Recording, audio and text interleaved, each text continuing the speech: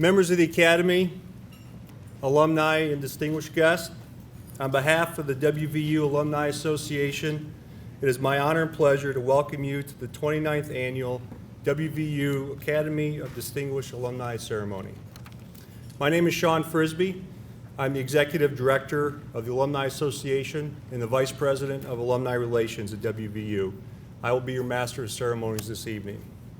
Now will you please rise for the entrance of our honorees.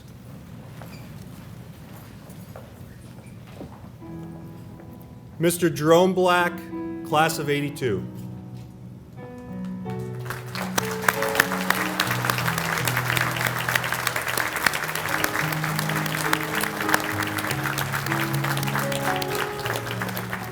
Mr. Robert E. Corsi Jr., class of '75, accompanied by his wife, Maria Corsi.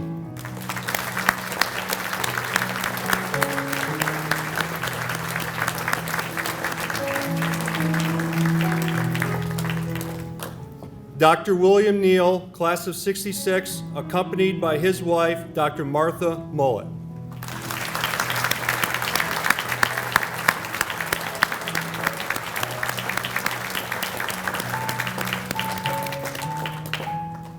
Please be seated.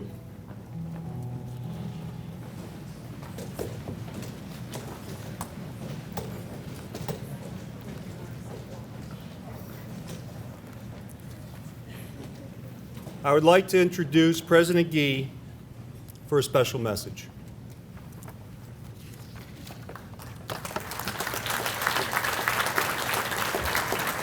Well, thank you, everyone, and we're so delighted and honored to have you here this evening. But before we begin, I want to take a moment to remember another very special member of our Mountaineer family. To Steve Douglas, as you know, every fellow alumnus was a VIP, and every conversation was the chance to make a new friend. And those thousands upon thousands of friends were saddened Thursday to hear that Steve passed away after what I can tell you was a courageous battle with cancer. As President and CEO of the West Virginia University Alumni Association for 27 years, Steve was the university's most enthusiastic cheerleader and our alumni's strongest advocate. His legacy will live on in the bonds he strengthened between graduates and their alma mater. And his memory will certainly live on not only in this building, but in every Mountaineer who ever met him and felt the warmth and enthusiasm of his embrace and his great smile. Our hearts go out to his wife, Jeannie, and to their children, Ashley and Clark. And so what I would like us to do is to honor Steve this evening by taking a moment of silence, if we may.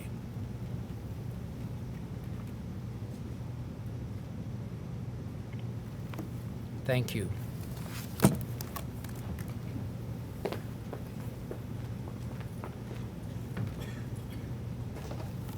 Thank you, President Gee. I'd like to invite Maylene Davis, Vice Chair-elect of the WVU Alumni Association Board of Directors, to the podium for the invocation. Would you please rise?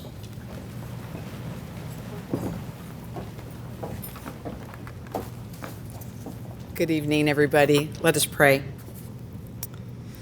Father, we gather before you on this most auspicious of days, a day we gather to honor our distinguished alumni. Wisdom and education are a staple of your word, Lord. Therefore, we know that while the importance of a good education can never be overstated, true wisdom comes from a life well lived and from the desire to gather with the learned and grow from the pearls of wisdom they offer. Standing in this room is the bedrock of West Virginia University, the foundation that all growth and wisdom of this institution has been built upon, and the aspiration of its future.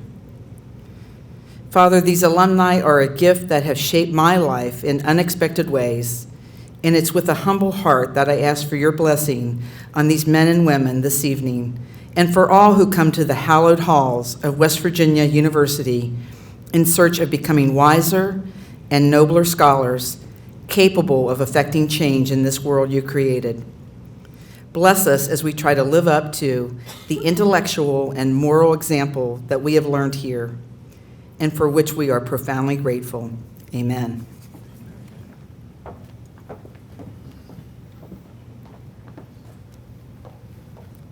While we're standing, I'd like to propose a toast. Would you please take your glass? I'd like to propose a toast to Steve, a kind and entertaining man who could make everything fun. A loyal father, a husband, friend, and mentor, a global ambassador who touched the lives of tens of thousands of WVU alumni and friends. A loyal mountaineer with a smile and energy that could light up any room. A giant whose shoulders we all stand on, who built this building we are in right now, and who laid the foundation of the entire WVU Alumni Association. To Steve.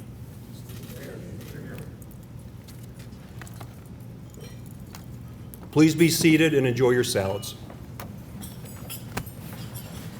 Tonight we are pleased to have with us members of the Academy.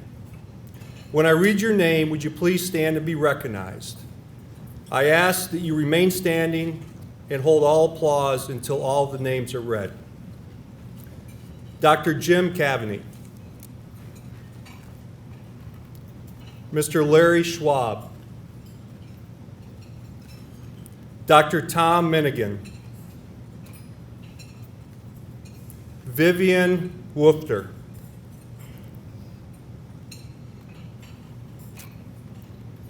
Retired Major General Kenneth Gray.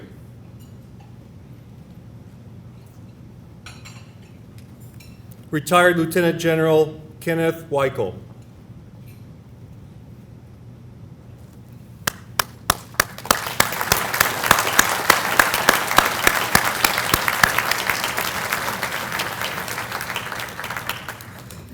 And now we will usher in another amazing group of dreamers, pioneers, and go-getters who have made their mark on the world.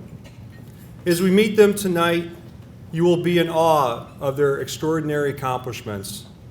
On behalf of our more than 190,000 graduates worldwide, I want to congratulate each of you. You've made us extremely proud.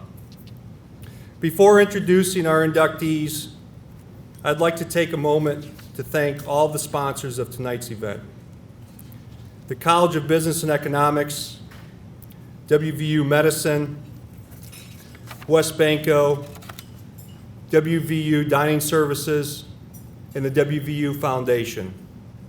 And a special thank you to the Yaz Foundation, who is tonight's title sponsor. Rusbe, thank you for your continued support.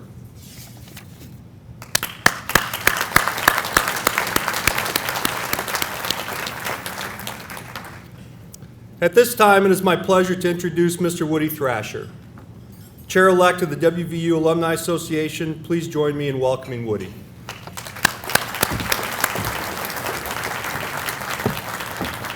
Thank you, Sean. Welcome, everybody. This is a very special event. WVU Alumni Association has many special events throughout the year, but I don't think any are any more significant than this, because it truly recognizes the best and the brightest that come from West Virginia.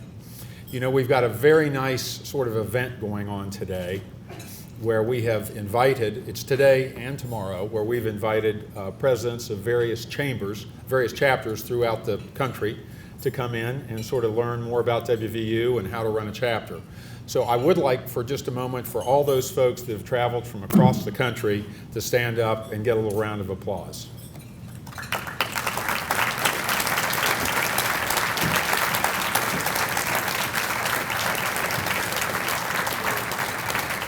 Thank you all so much for investing your time in West Virginia University. So on behalf of Christy McCartney, who is the current chair and was not able to be here today, and all the alumni board members that are here tonight, welcome. The mission of the WVU Alumni Association is connect and engage graduates of West Virginia University together through a variety of sort of outreach missions. Since 1988, this Academy of Distinguished Alumni have represented the dedication of Laurel Mountaineers spread throughout the country and the world. and it really is our greatest event because we recognize, as I said, the best and the brightest. It's the highest honor the Alumni Association can give to a WVU graduate. Past inductees include many famous sports figures, medicine, military, and a number of other disciplines. So, tonight, please welcome me in celebrating Dr. William Neal, Robert Corsi, and Jeremy Black. It's so good to have you part of the alumni inductees. Thank you.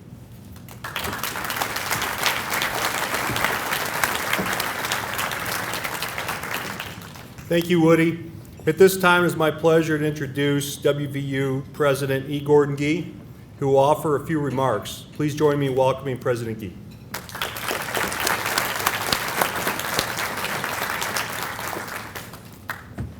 Well, again, let me just say that it's such a delight to see everyone here. And this is a beautiful building. It really is. It's a great tribute to Steve and a great tribute to the belief that all of us have in this university. And Sean, we're welcoming you to the university. And we've got all these colonels around here now, and I have to salute all the time. So it's very interesting, as a matter of fact. It's same way that I have to at home. But anyway, it's great to have everyone here. As you'll hear tonight, Mr. Black and Mr. Corsi and Dr. Neal each have approached their work with a pioneering spirit. They've all been entrusted with great responsibility. They use their knowledge and their dedication to improve people's lives. As executive board member and deputy president of Japan's Aeon Retail Company, Mr. Black took charge of both strategy and information technology during Aeon's widely acclaimed response to the Great Japan earthquake and tsunami in 2011. Robert Corsi Jr. ensures that the U.S. Air Force is well-trained, fully qualified airmen to meet our country's defense needs while also meeting the needs of those airmen and their families. I might note that he also is a colonel. In a state with high heart diseases, with a high rate of heart diseases, Dr. Neal launched the Cardiac Project, which screens children and provides intervention to those at risk. Now, these three gentlemen had the ambition to think big. They had the drive to put in long hours. They had the courage to pursue their life's passion. And in doing so, they have not only achieved professional success, obviously, but they have made the world a better place. Jerome Black has overseen Aeon's outreach efforts, including the construction of over 300 schools in developing countries. Robert Corsi, as a member of the Knights of Columbus, has led fundraising and construction of 16 homes for struggling families in the heart of Appalachia. And it is mind-boggling to consider, just even to consider what Dr. Neal has done, how many families thank him for protecting their dearest treasure, the health of their children. So all three men have also maintained strong connections to our university, for which we are blessed and grateful. Throughout 3 decades in higher education, I have seen the irreplaceable impact alumni make. Alumni assume leadership roles in areas critical to the university, serving, for example, as our college and school visiting committees. And of course, we see the members of our alumni team here this evening who have been here for training, as Woody mentioned. They often, of course, return to share their expertise with our students. Alumni have also played key roles in our State of Minds campaign, helping the University Foundation near its goal of $1 billion for enhanced facilities, better library resources, new faculty positions, and scholarships for students. A truly remarkable effort on behalf of our alumni. Most importantly, alumni strengthen our reputation by communicating the power and the opportunity and value of this university to others. They are our best recruiters because they are living proof that our graduates succeed, and to current students, they are the greatest possible role models. So tonight's honorees are leaders, not followers. They are innovators, not imitators. They live the true meaning of Mountaineers Go First, and they remind us that the Mountaineer spirit is one of both passion and compassion. So I congratulate all three of these gentlemen for having made us better. Thank you very much.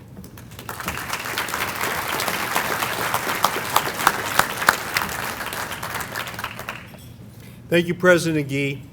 Please enjoy dinner specially prepared for this event by our executive chef, Scott Spiker.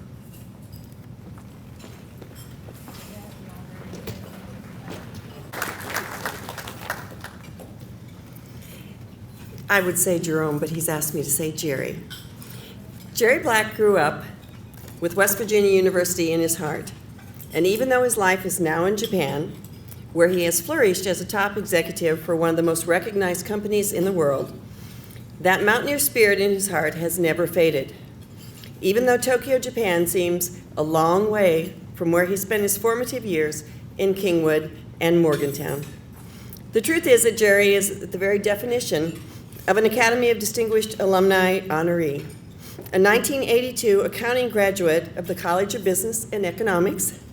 He has attained an international distinction in his profession with Eon Company Limited, a comprehensive corporate group comprised of more than 300 competitive companies and businesses. He has called Eon his corporate home since March of 2009 and currently works as Chief Digital Officer and Senior Executive Vice President for Japan's leading retailer. Jerry is also Chairman of the Board of Aon Entertainment, the group's movie and content distribution company and the #2 cinema business in Japan. His previous roles within the Aon Group include CEO of Asian, Chief Strategy Officer, and Senior Executive Vice President, responsible for merchandising, marketing, and information technology. Aon has operations in 12 Asian companies and more than 350 associates. Jerry also serves as a board member for the Aon 1% Club, one of the most outstanding and active corporate social responsibility organizations in the world. With his digital expertise, Jerry works with Aon's large-scale shopping centers, general merchandise stores, supermarkets, specialty stores, convenience stores, service businesses, and banking and financial services, which encompass more than 250 consolidated subsidiaries throughout Asia.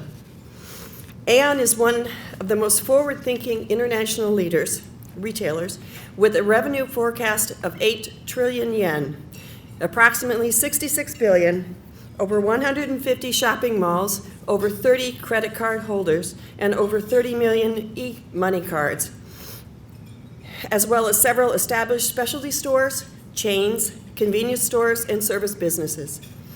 As one of the world's premier retailers, Aon has a deep Asian presence, with current operations in Japan, China, Malaysia, Thailand, Indonesia, India, South Korea, the Philippines, Vietnam, Cambodia, and Taiwan.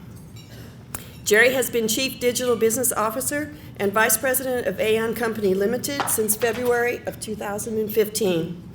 He served in positions with the company as Chief of Digital Business and Senior Executive Vice President of Merchandising Strategy, Chief in charge of Group Strategy for Digital and Information Technology, and advisor to the President.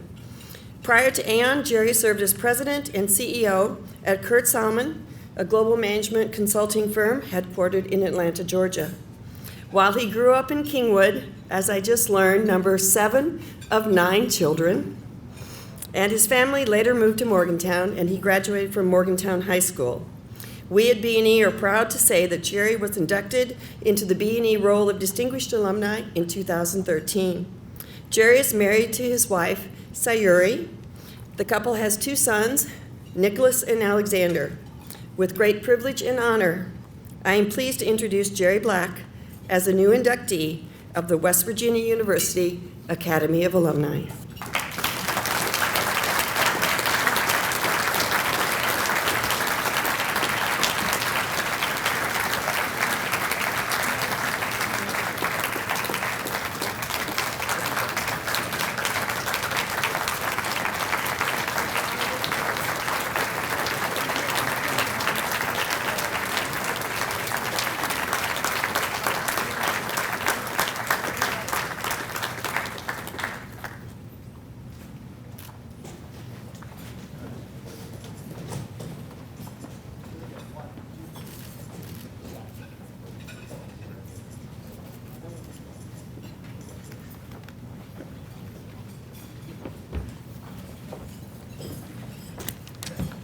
So wow, was that me she just described?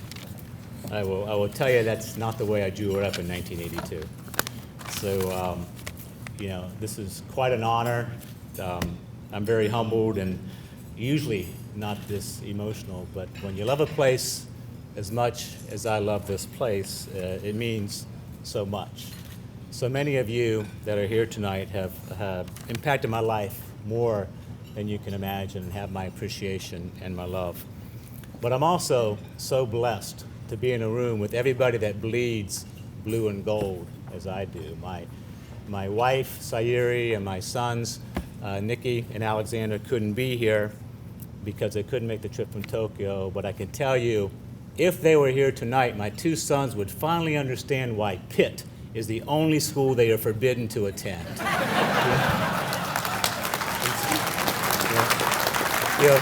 I just gotta be here to feel this, so I'm so touched to see so many fellow alumni leaders here, as well as close friends, my brothers, my nieces are in attendance. My second father-like figure, Robert Godwin, is also here.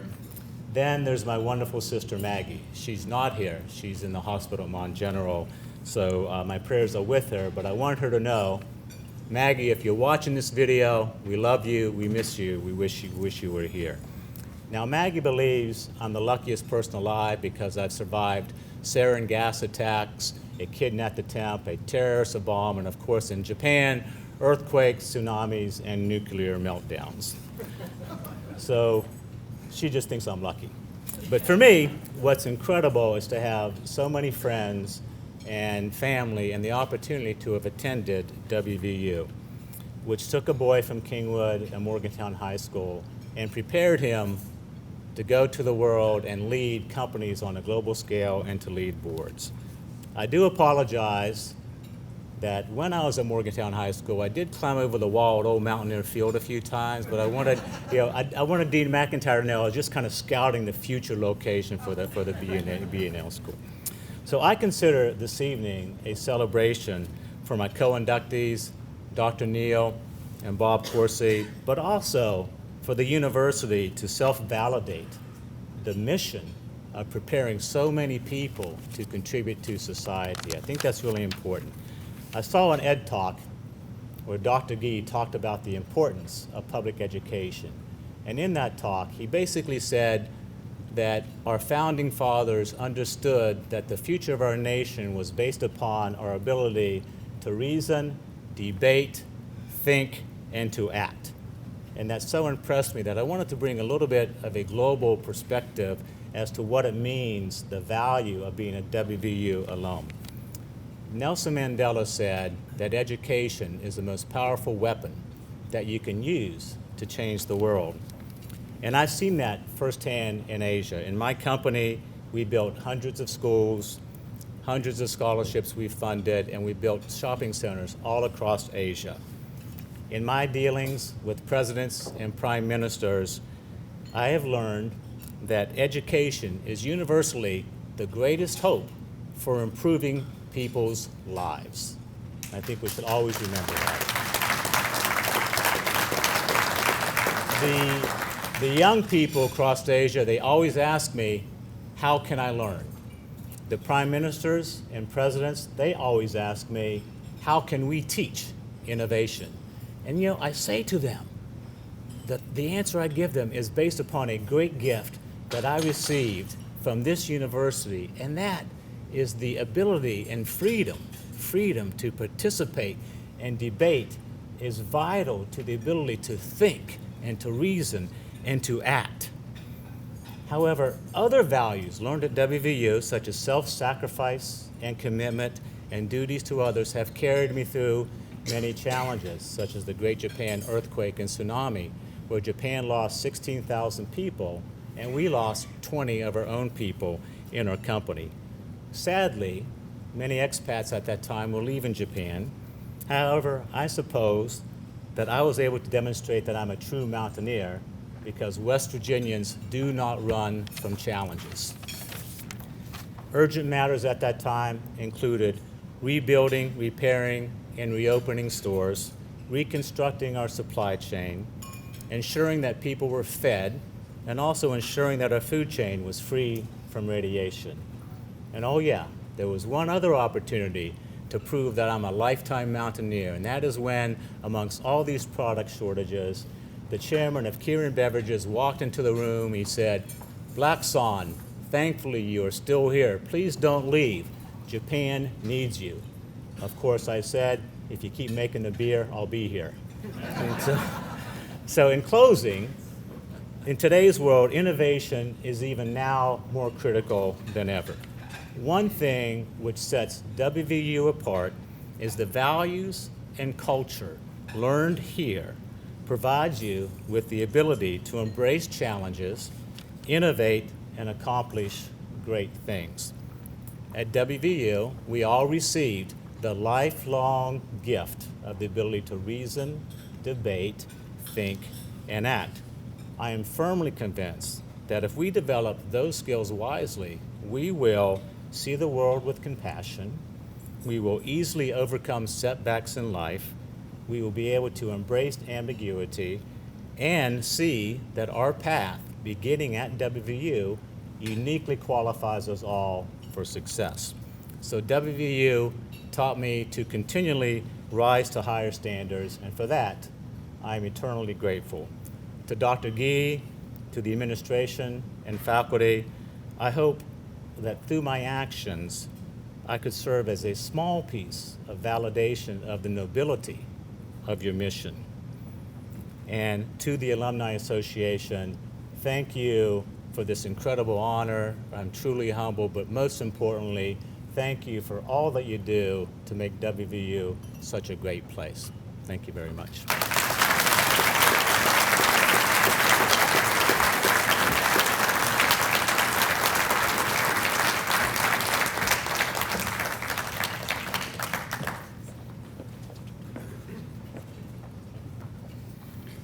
Congratulations, Mr. Black. A well-deserving honor for your global impact in retail and e-commerce.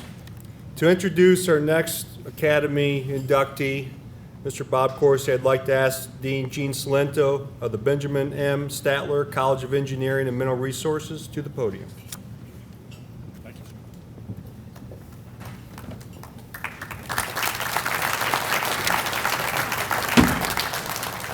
Good evening, ladies and gentlemen, and to all our honored guests and inductees, congratulations to you.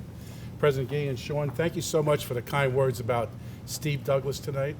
I think it's very appropriate. Steve was a wonderful friend, and I know somewhere he's looking down on us tonight, smiling, because this was one of his favorite events.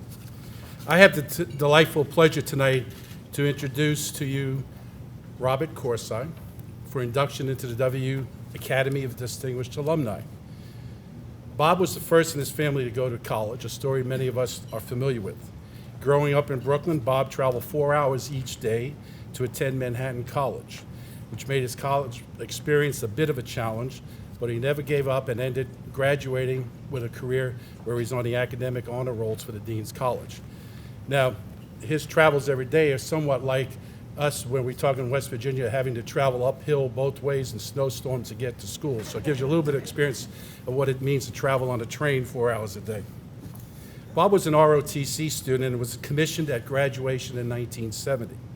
He was not sure the military was the right career for him, and he actually submitted his resignation papers to leave the military after his first term. But fate intervened, and and that was a gain for us here at West Virginia University. He had been selected to go to graduate school, a special program we actually had here in industrial engineering at the time, working with the Air Force. So with the help of a senior officer in the Air Force, Bob withdrew his separation request and instead came to WVU to study for his master's degree in industrial engineering. Bob credits earning that degree with changing his career path and opening doors that might not have otherwise been opened. Bob spent the next 23 years of his career in the Air Force as an active commissioned officer. After his first decade of service, he was assigned to the Pentagon, which he called a defining moment in his career, placing him in the top 20% of his peer group. Once there, he began to understand how the Pentagon works and how the various parts of the budget come together. I was very impressed with that anybody could figure any piece of that out, but Bob was able to do that. He said that gave him a perspective that few of his peers had, and it actually provided him the foundation to successfully compete at higher levels in that organization.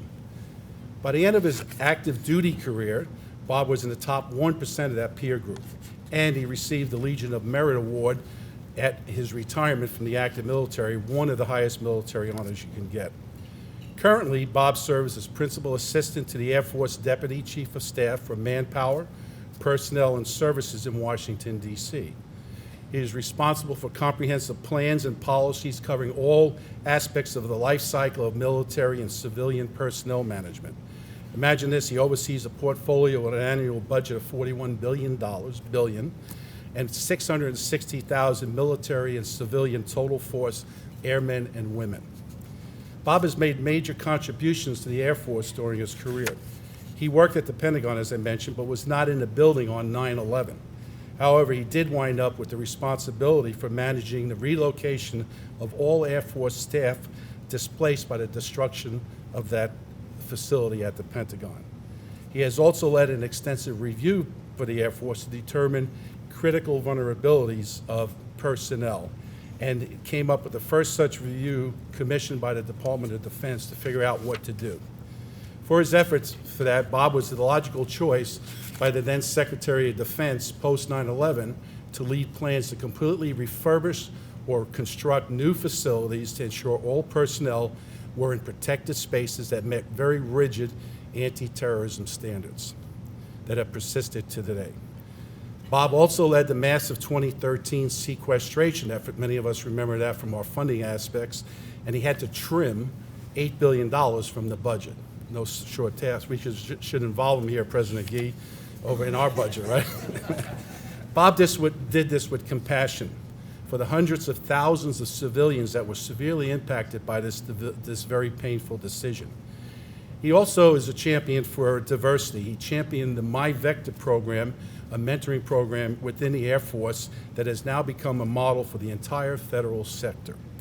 To date, there are 120,000 registered members and about 16,000 mentors.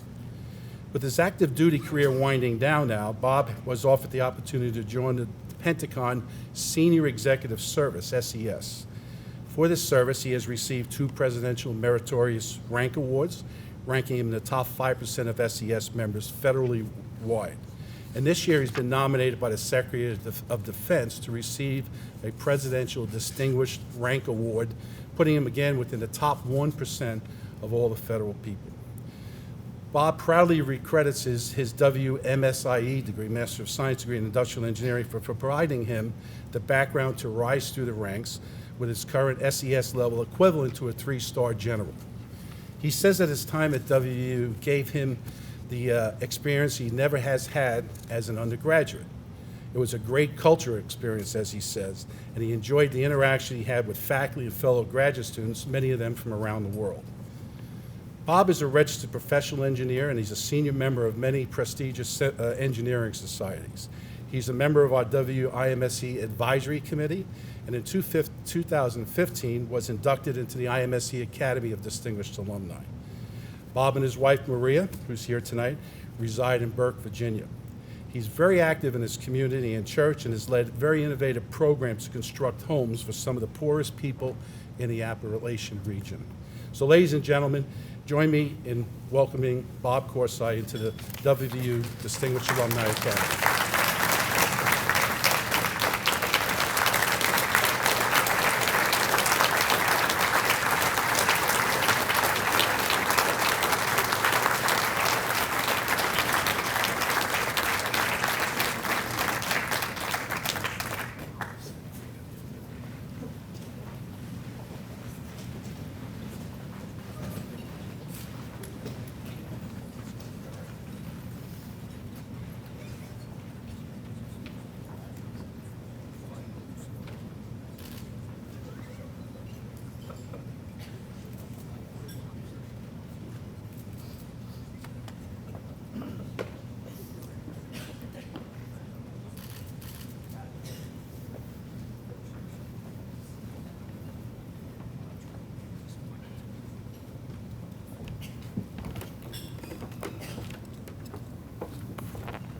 All I can say is, wow. President Gee, all the distinguished attendees, Alumni Association, thank you, thank you. I am incredibly humbled with this recognition. To my fellow inductees, Bill and Jerry, your accomplishments are incredible, and I am humbled to be here in your presence also. Wow. I have to tell you, when the Alumni Association notified me that I was going to get this recognition, I had to call them because I thought it was a mistake. And they assured me it was not a mistake. I came to West Virginia probably under different circumstances than many of you. I did not select West Virginia. It was selected for me. When I was in the Air Force, they had a selection process when you go to graduate school. And in the case of West Virginia, they told me, they'd say, hey, there's no question, you're going to West Virginia University. We have a new contract, so there's no debate as to where you were going to go. And I did not know anything about West Virginia University at that time. You have to understand the situation in the country when I came to West Virginia. 74, 75, the country was exhausted from Vietnam. The military were not necessarily appreciative in our country at that time. And I came, and especially on college campuses, and I came to West Virginia University. And I can't tell you how supportive West Virginia was of the Air Force folks that were attending. I mean, incredible, the open arms for which we were received here on the campus. And you know that was not the case on many college campuses. I got an incredible degree here. There was a faculty that was superb, that is superb, in how they engaged the students. I had opportunities during that curriculum to posture me, to be very competitive in whatever I was chosen, I would choose to do after that. The faculty was incredible. There's an instructor that is still teaching today, Dr. Jack Bird, in that department. He was one of my instructors.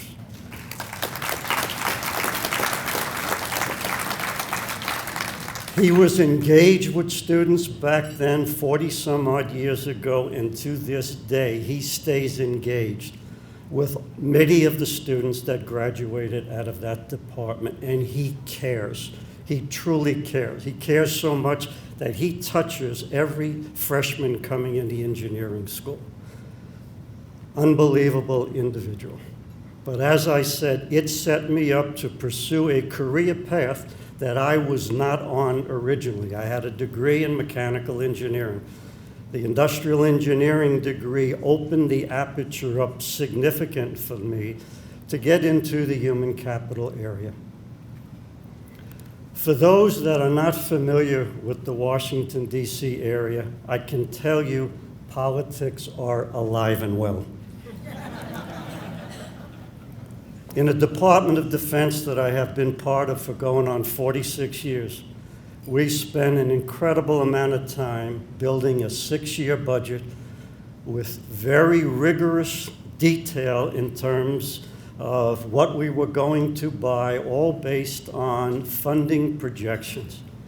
And as you know, when it comes to funding right now, with our lack of, what's the best way, cohesiveness in our political process, it's very hard to get predictability from month to month on a $500 billion budget to run the Department of Defense. When you're inside the Beltway, you learn certain things to help you get through. And I've been in the Pentagon now 30 out of 46 years between my military and civilian career. Probably the first most important things you need to understand: when a decision is made, the debate begins. Very important that you all understand that. The very next thing you need to understand is when you are dealing with the dynamics there, you never ever can let your ego get too close to the decisions. So if you remember that, and you remember about the debate begins once the decision is made. You are set up for success once you understand the environment that you have to operate in. I would also say the other important thing is you have to keep your sense of humor. And why do I say that? Because I also say is you can't pay for the entertainment that you get inside the Beltway. I have been blessed for over 45 years to be in the greatest Air Force in the world. Day in and day out, I am humbled by our military and civilians as to what they are doing day in and day out to protect our country. The size of the Air Force right now is a third the size that it was when I came in the service in 1971. And I will tell you the challenges today far outweigh exponentially the challenges that we had when I first came in. And we are stressed day in and day out. I would not have been able to accomplish what I have done today had it not been for that incredible team of professionals in the Air Force. Nothing would have been possible. I would be very remiss if I didn't talk about my beautiful wife, Maria. She's up at 4:30 in the morning and has breakfast with me. She has traveled me, and she knows how many moves we had during my military career. I forgot how many, but I'm sure she can tell you exactly how many. The incredible hours right now. She is my cheerleader. She's my best friend. She's an incredible mother, an incredible grandmother. And I will tell you, if I didn't have her support, this would not be possible. She should be up here with me accepting this recognition. So I thank you all. I am so humbled. Go Mountaineers.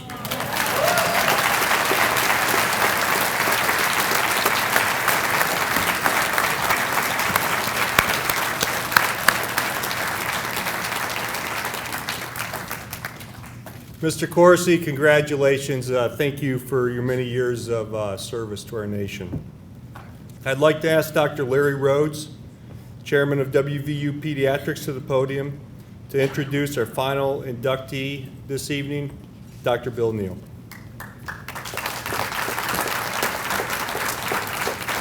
Well, it's a true privilege for me to have this opportunity to introduce a man that's been my teacher for the last 35 years. Dr. Neal was born in Huntington, West Virginia. He graduated from St. Joseph High School in Huntington, West Virginia. He then graduated from Xavier University in 1962. He graduated from WVU School of Medicine in 1966. That was the 5th graduating class from the four-year medical school. He, during the time he was in the medical school, he earned the Edward Van Leer Award for Outstanding Research by a medical student. And as it turns out, this many years later, he's now writing the history of Dr. Van Leer. When he finished medical school, he went to Milwaukee County General Hospital and did 1 year of internship. When he finished that internship, sometimes my breath makes the microphone not work, so that might be what's going on. He took a course that was a little bit different than most house officers. He got to spend time at the Naval Aerospace Military Institute for a year, and then he got to go on a little tour. He went to Vietnam for 2 years. He served as a flight surgeon on the USS Constellation. While he was there, he had an opportunity to go on a plane ride one day, and as it turns out, he got to eject from an A-6 Intruder and got to swim in the Gulf of Tonkin. Dr. Neal belongs to an organization of people that have been blown through a canopy by the device that got him out of that jet, so something that most of us can't say has happened to us. After that tour, he returned to Minnesota, where he completed his residency in pediatrics and his fellowship in pediatric cardiology. He returned to West Virginia and WVU in 1974 as a pediatric cardiologist, a very well-trained, very well-respected pediatric cardiologist. But when he got here, he realized there was more needs than just to be a pediatric cardiologist.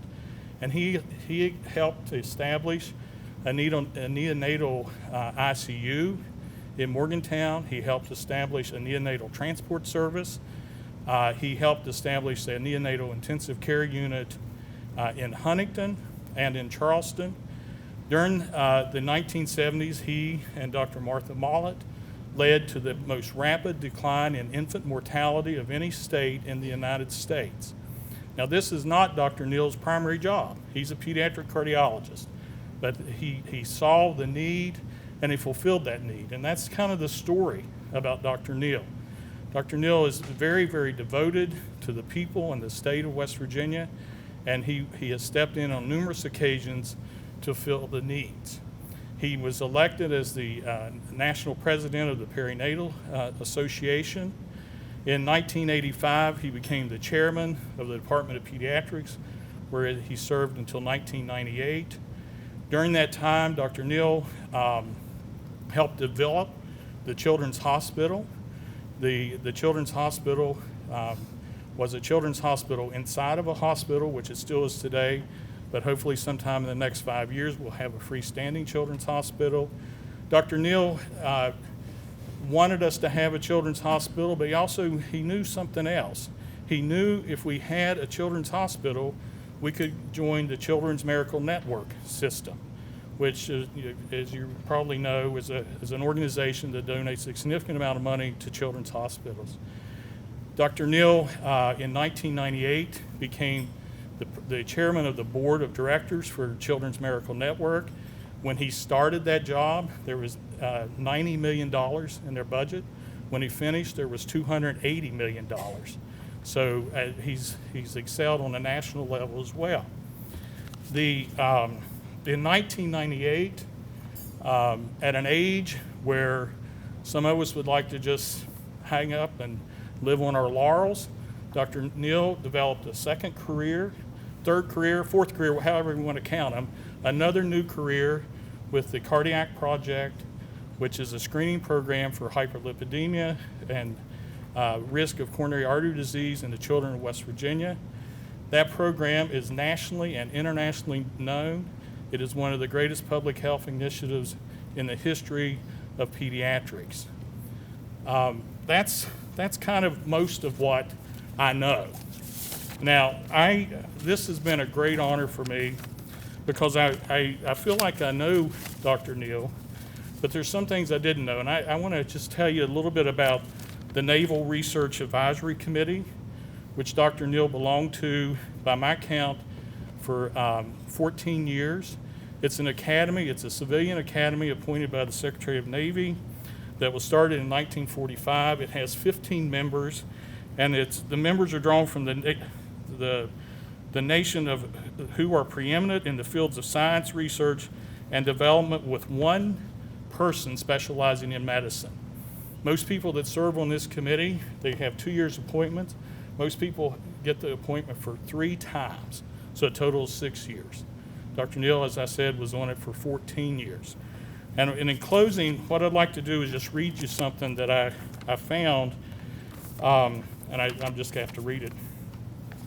After 9/11, the National Research Advisory Committee asked Bill to specifically head of task force protection study to investigate the Navy's vulnerabilities to terrorist attack. His years of service in the Navy and knowledge of naval operations, coupled with his understanding of human factors and medical research, gave him the ability to make trade-offs and recommendations for areas of investment for the Navy, specifically in terms of where increased human forces could be used versus where automation should be used as a force multiplier. I think that kind of just summarizes Dr. Neal, that he is an expert in figuring out the best way, the most efficient way to accomplish any goal. I am truly honored to introduce to you not only a distinguished alumni of WVU, but a distinguished West Virginian and a distinguished American, Dr. William Neal.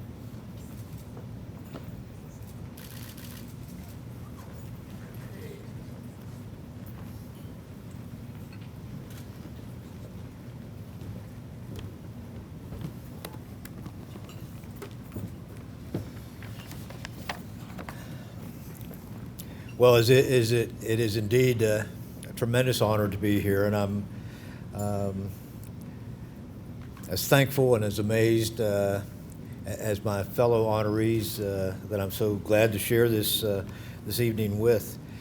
Larry, I want to thank you for your introduction.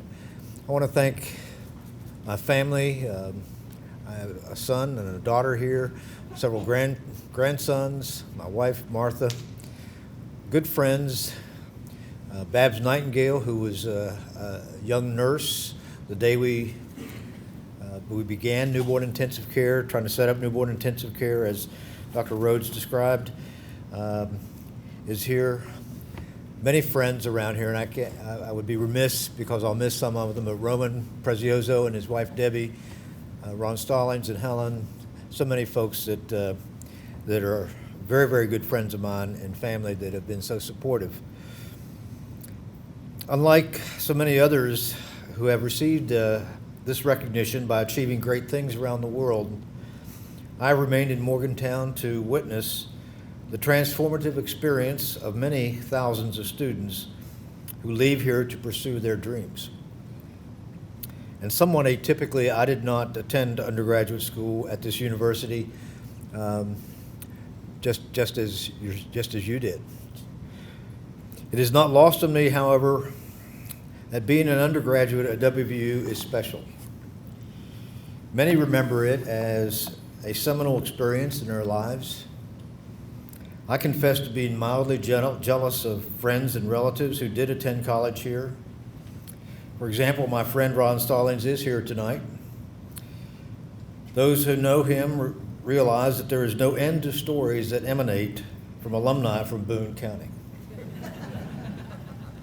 Can you imagine a physician and state senator who sleeps in a t-shirt which proclaims WVU, the best 5 or 6 years of my life? Since retirement 2 years ago, my view of the university has changed. My focus throughout my career has been on in the medical field, either on the health sciences campus or in outreach clinics around the state.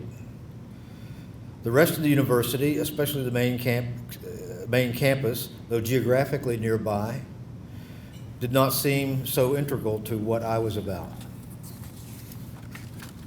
Retirement has changed that perspective. Now I have time for my avocation, which is writing. Being the recipient of the first Van Leer Student Research Award in 1965 gave me confidence at a formative time in my life. So I'm working on, as Dr. Rhodes indicated, a biography of Dr. Van Leer, the father of our School of Medicine. A young Harvard graduate, he came to WVU as chairman of physiology in 1921. His extensive archives are preserved in the West Virginia and Regional History Collection on the main campus.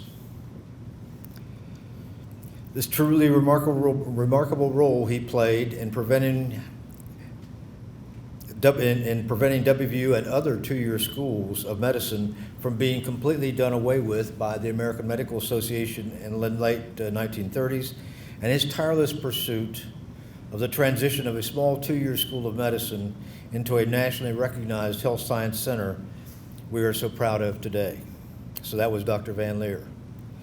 But the process of chronicling Van Leer's achievements has also underscored for me the inextricable connection of the School of Medicine to the parent university. I've learned of Roscoe Turner, who in 1933 wrote with great eloquence a proposal which could never come to fruition because of the Depression. His treatise concludes, while a medical unit here, conceived in adaptation to this rural area and brought in service to the rural health, would have a distinctive purpose and character, it would appeal to the nation. For the problem it would set is everywhere in neglect. And so its doors should be open to the talented youth of all states. Turner was not the dean of the School of Medicine. He was the president of the university. Or Irvin Stewart, the university president from 1946 to 1958, who enabled creation of the magnificent new medical center during his tenure, yet insisting that it cannot be done at the expense of engineering, agriculture, and arts and science. The West Virginia collection is located on the 6th floor of the Wise Library. Being under no deadline, I not infrequently gazed from its windows over the main campus, bordered by the Mon River, surrounded on all sides by distant hills, amid students of fourth my age, relishing the fact that I am truly an alumnus of a great university, not just a medical school. Again, I am humbled by this induction into the Academy of Distinguished Alumni, and I thank you all so much for letting this happen to me. Thanks again.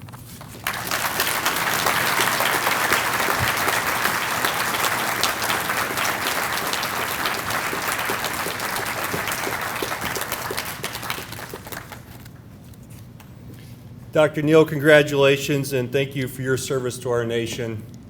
I can't imagine what it was like to eject out of that aircraft over the Gulf. Now I'd like to introduce Mr. Tom Flaherty. He is the chairman of the WVU Board of Governors. He will be providing us closing remarks. Tom?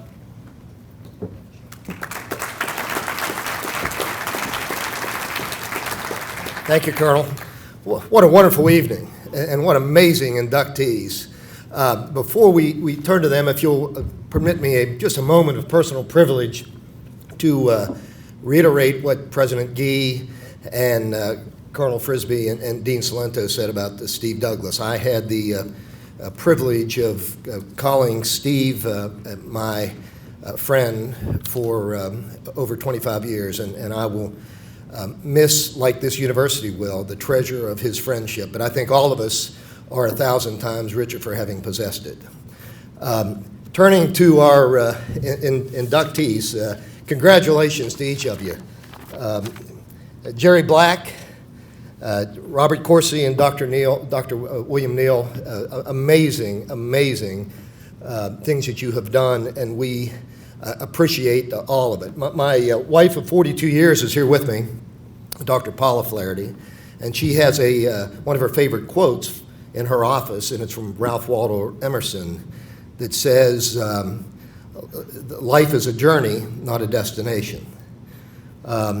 Your careers, the three of you gentlemen, your careers that you have earned a special distinction, it humbles me with the fact that West Virginia University has been part of your journey, and you bring us great pride to WVU for what you have done.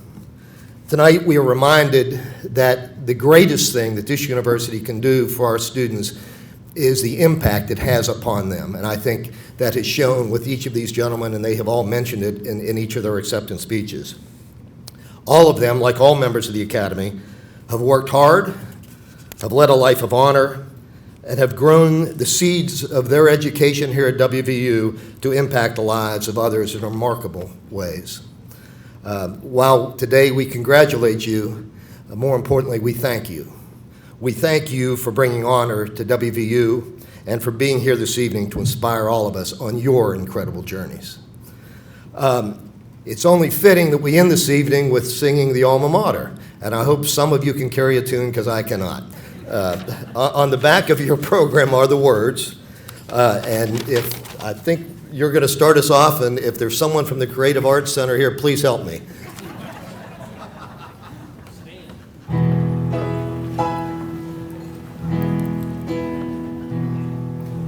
Alma, our alma mater, we home of mountaineers, sing we of thy honor, everlasting through the years. Alma, our alma mater, we pledge in song to you. Hail, all hail our alma mater, West Virginia you. Have a great evening.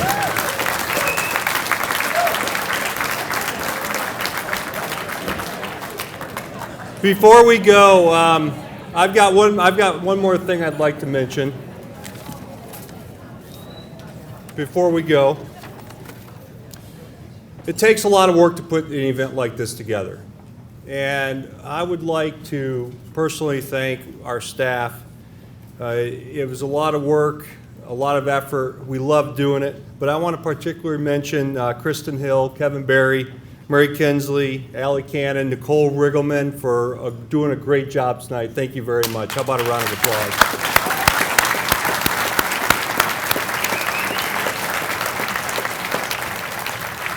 And then finally, Scott Spiker, our executive chef. Wave at us, Scott. He does a great job here.